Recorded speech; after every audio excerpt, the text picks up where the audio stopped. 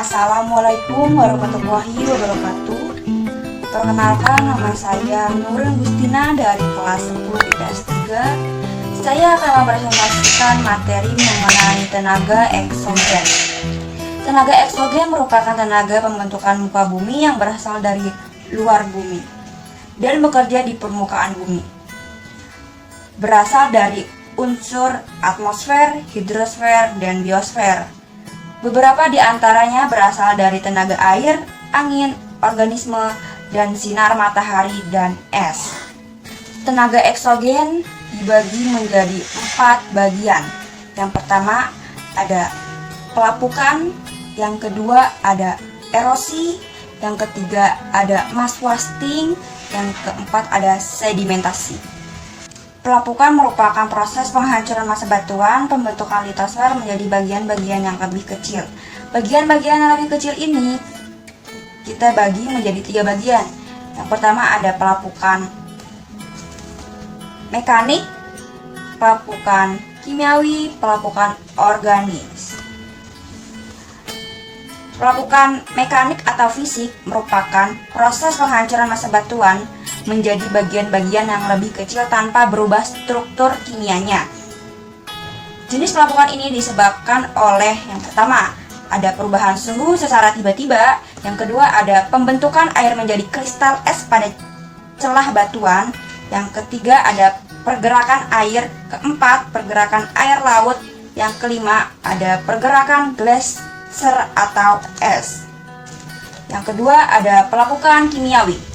Pelapukan kimiawi atau dekomposisi adalah proses penghancuran massa batuan yang disertai dengan perubahan struktur kimianya.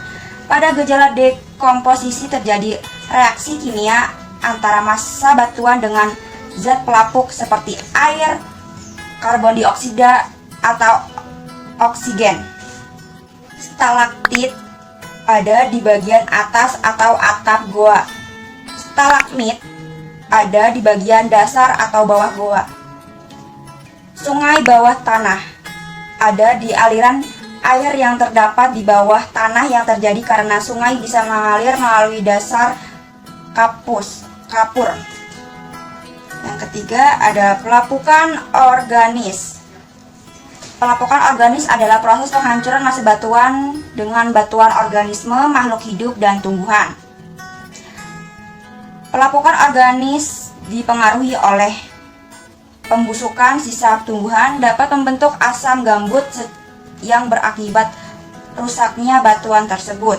Yang kedua ada perusakan batuan oleh binatang-binatang kecil di dalam tanah. Ketiga ada perusakan batuan oleh aktivitas manusia secara dengan segala peralatan baik tradisional maupun mekanik. Tenaga eksogen yang kedua ini ada pengikisan atau erosi.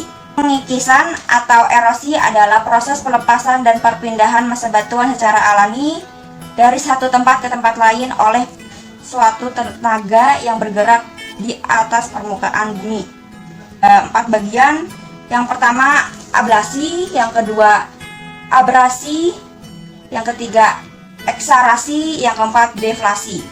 Dari erosi ini saya akan menjelaskan ablasi terlebih dahulu.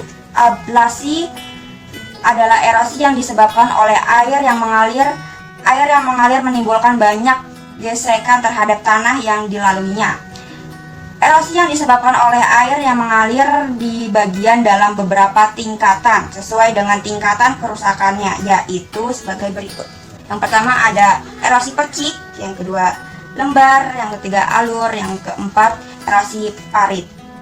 Erosi percik merupakan proses pengikisan yang terjadi oleh percikan air. Percikan tersebut berupa partikel tanah dalam jumlah yang lebih kecil dan diendapkan di tempat lain. Yang kedua ada erosi lembar, merupakan proses pengikisan tanah yang tebal, sama atau merata dalam suatu permukaan tanah.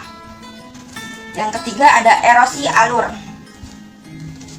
Erosi alur terjadi karena air yang mengalir berkumpul dalam suatu cekungan sehingga di cekungan tersebut terjadi erosi tanah yang lebih besar. Yang keempat, ada erosi parit. Terjadi erosi parit sama halnya dengan erosi alur, tetapi saluran-saluran yang terbentuk lebih dalam. Abrasi. Abrasi yaitu erosi yang disebabkan oleh air laut sebagai hasil dari erosi marene. Tinggi rendahnya erosi akibat air laut dipengaruhi oleh besar kecilnya kekuatan gelombang. Yang ketiga, ini ada eksarasi, yaitu erosi yang disebabkan oleh hasil pengerjaan es. Terjadi erosi ini hanya terjadi pada daerah yang memiliki musim salju atau di daerah pegunungan tinggi. Proses terjadi erosi diawali oleh turunnya salju di suatu tempat, lembah pada lereng atau perbukitan. Keempat, ada deflasi. Deflasi yaitu erosi yang disebabkan oleh tenaga angin.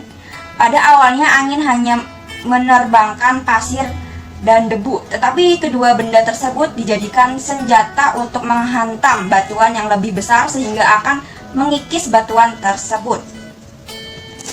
Mass wasting atau pemindahan massa batuan atau tanah.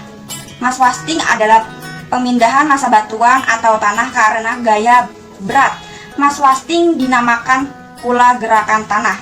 Ada tanah mengalir, lembur mengalir, kayang tanah, tanah longsor, tanah amblas, tanah ngadet.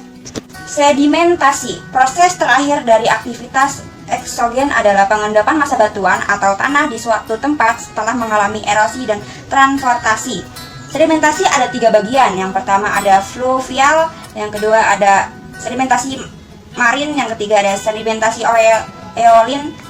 Sedimentasi fluvial adalah proses pengendapan materi-materi yang diangkut oleh air sepanjang aliran sungai.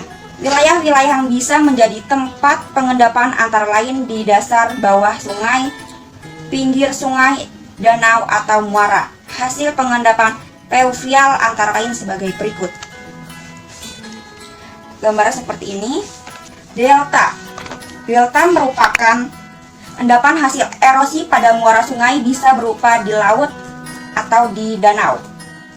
Kipas aluvial merupakan endapan yang ada di lembah-lembah pegunungan. Yang kedua ada sedimentasi marin.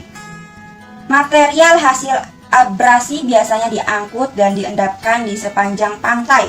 Proses pengendapan semacam ini dinamakan sedimentasi marin. Hasil sedimentasi marin antara lain sebagai berikut. Spilit merupakan edisi dinamis atau endapan yang berada pada tanjung. Gambar yang kedua, di situ ada tombolo, endapan yang menghubungkan antara 2 pulau. Sedimentasi yang ketiga ada eolin. Eolin adalah proses endapan material yang dibawa oleh angin. Proses pengendapan ini banyak terjadi di wilayah gurun, bentang alam yang sering kali kita jumpai sebagai akibat sedimentasi angin, antara lain gumbuk pasir, yaitu gundukan pasir yang terdapat di wilayah gurun atau di pantai.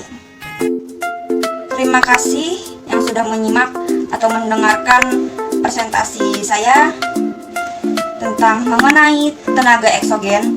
Mohon maaf bila ada salah kata atau ucapan. Wabillahi taufiq walhidayah. Wassalamualaikum warahmatullahi wabarakatuh.